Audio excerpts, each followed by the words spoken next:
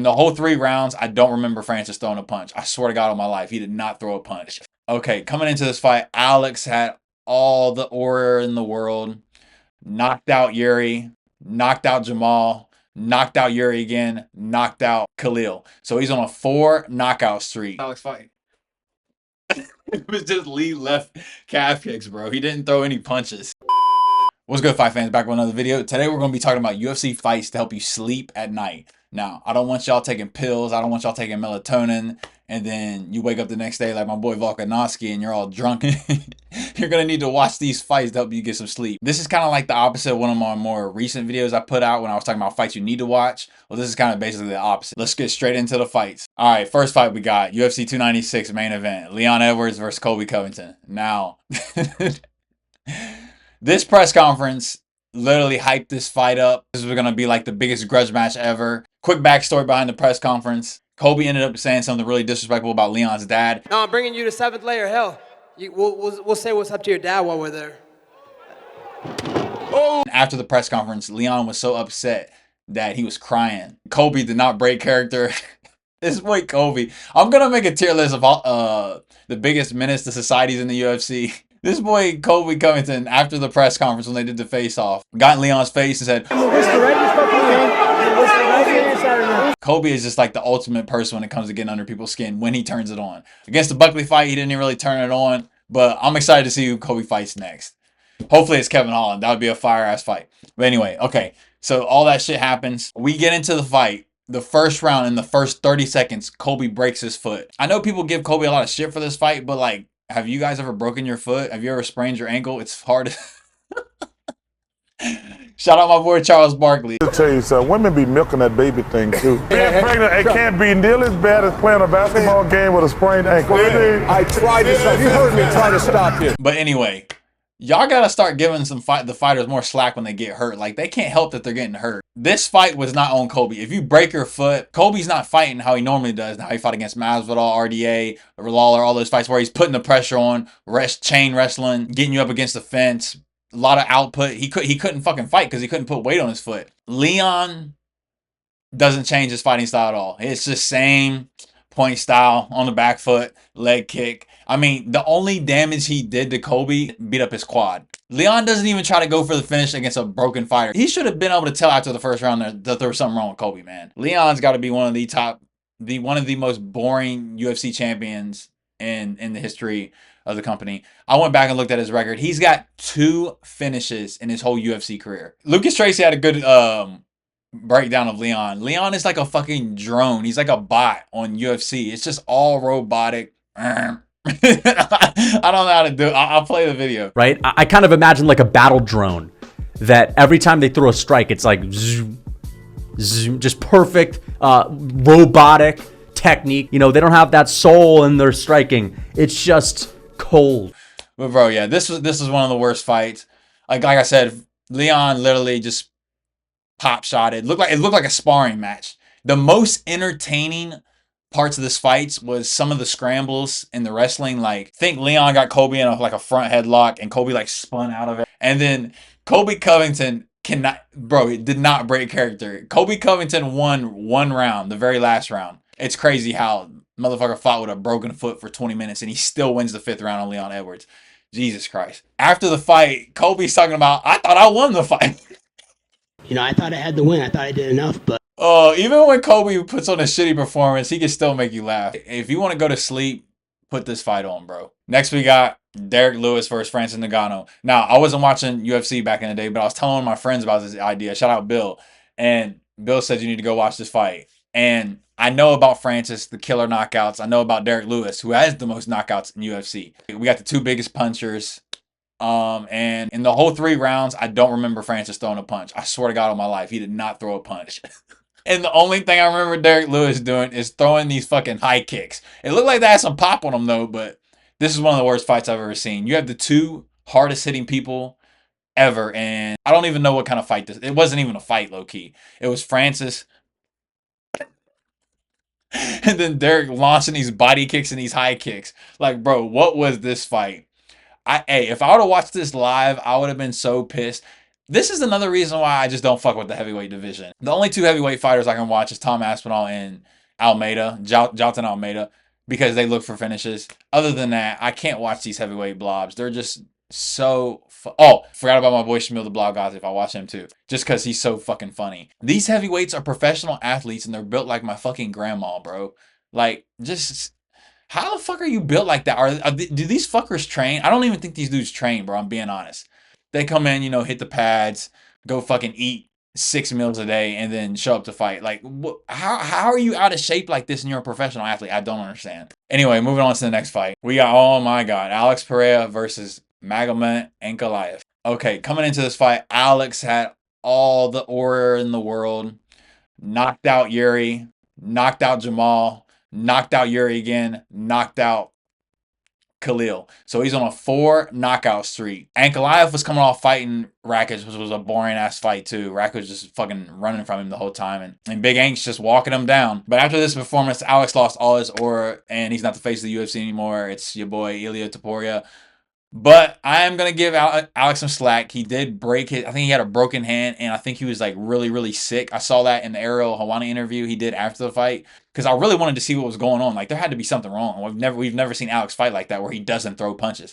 Alex had the Francis Ngannou. He didn't throw any punches, bro. It was all this shit right here. How does Alex fight? It was just lead left calf kicks, bro. He didn't throw any punches. This is why, like, I don't be mad when people pull out, unless you're, like, pull out merchant like Paulo Costa. But like, dude, if you're not healthy to fight, don't go into the cage and fight. It's gonna lead to 1, you're gonna get hurt worse, or 2, a boring ass fight. And another thing we learned about this fight is Ain't can't wrestle. You a brother from Dagestan and you can't wrestle. The only takedown in this fight is when Alex was up against the cage and it was at the end of the round and he kind of like threw Ain't down. Like, get the fuck off me. I know Ain't in the second round rocked Alex.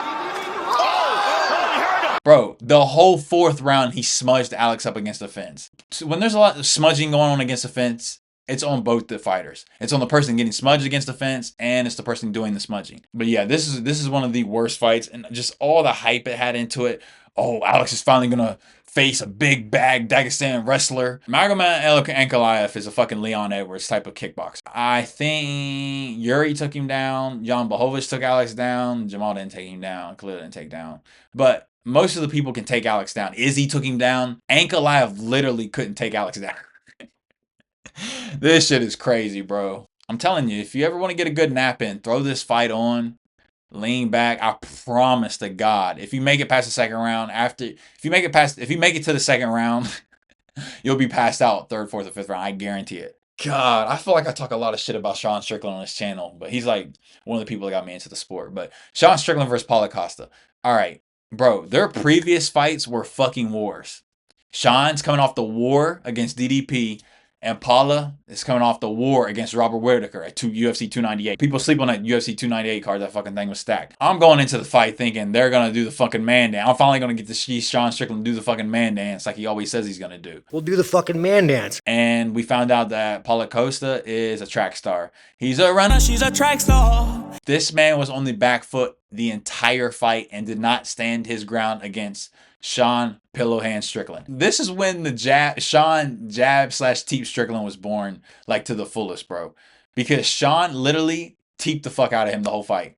And there was a point in the fight where Sean looked like he was, you know how when you warm up or you're getting ready to, like, you're stretching before you work out and you do the high knees. At one point, Sean was threatening the teep so much that he was walking doing high knees. One of the worst performances. It's on both people because, like, a teep, when I'm playing UFC 5 and I want to get someone to back up, I throw a teep. Well, Sean is walking Paulo Costa forward and teeping him. So you're walking him forward, but you're pushing him away. So you're not really engaging in the fight because you're pushing him away. Like, it didn't make any sense. And then the last 10 seconds of the fight, Sean finally wants to fight and he throws like a high kick, knocks Paulo down. And it was the most exciting part of the fight, and it was the last 10 seconds. Sean always does this in the last 10 seconds, though. He'll fucking bite down on the mouthpiece. If his next fight, Sean Strickland doesn't come out and throw his fucking hands, he's going to lose a lot of fans, I'm being honest. Paulo Costa's fighting Roman Kopylov next. I don't think Roman's going to teep him and push him away. I think Roman's really going to try to knock him out.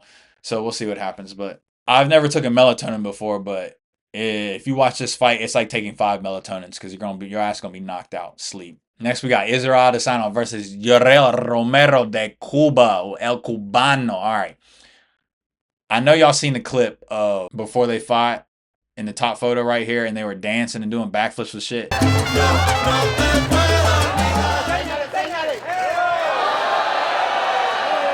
That was more entertaining than the entire 5-round fight. Yoel was literally trolling in the fucking fight. And he comes out, I swear to God, in the first minute and stood like this and did not fucking move. He literally stood like this and did not move. And Adesanya's talking about, oh, it takes 2 to tango.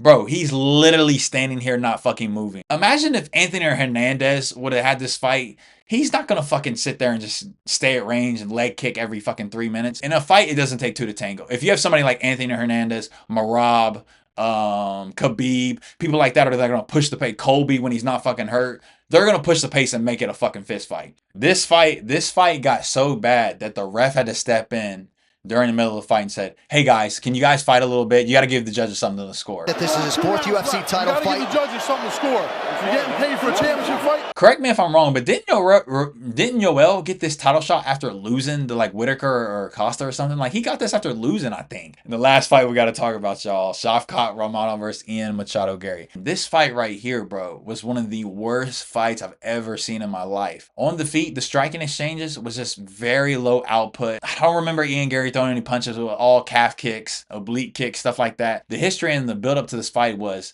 you know, these two were training partners back in the day. Shavkat choked him out. They're both undefeated. Oh, this is the #1 contender fight. And we get into the fight and Shavkat smudges Ian Gary up against the fence. I didn't go back and rewatch any of these fights because I would have fell asleep watching them. You know what I'm saying? But all I remember was Shavkat smudging him against the fence, and then Shavkat shooting double legs when he couldn't get him up against the fence. Shavkat, you're going to have to bounce back because Ian Gary, with that bounce back win over against Carlos Pratas, and he looked good in those first 4 rounds, had high output. You remember growing up when you guys were in daycare and they'd lay out the cots and then everybody would lay on the cot and it'd be time to take a nap? Well, this is what you'd put on to get the kids to fall asleep so they could take that nap. That's how boring of a fight this was. It's going to wrap up today's video. Comment down below y'all's most boring fights you ever seen. I'll give them a watch. And see if I can make it all the way through. That'll be my next challenge. I'm gonna be watching some of y'all's fights that you talk about. If you made it all the way to the end of this video, give me a like to help your boy out, and also subscribe to the channel if you're new. We out. I'm him, I can tell you from the jump, I'm a different breed. Bought a new tech, free shot, no referee. I ain't gon' force, not shit, I'ma let it be. White gold shining, diamonds red like the 7 Seas.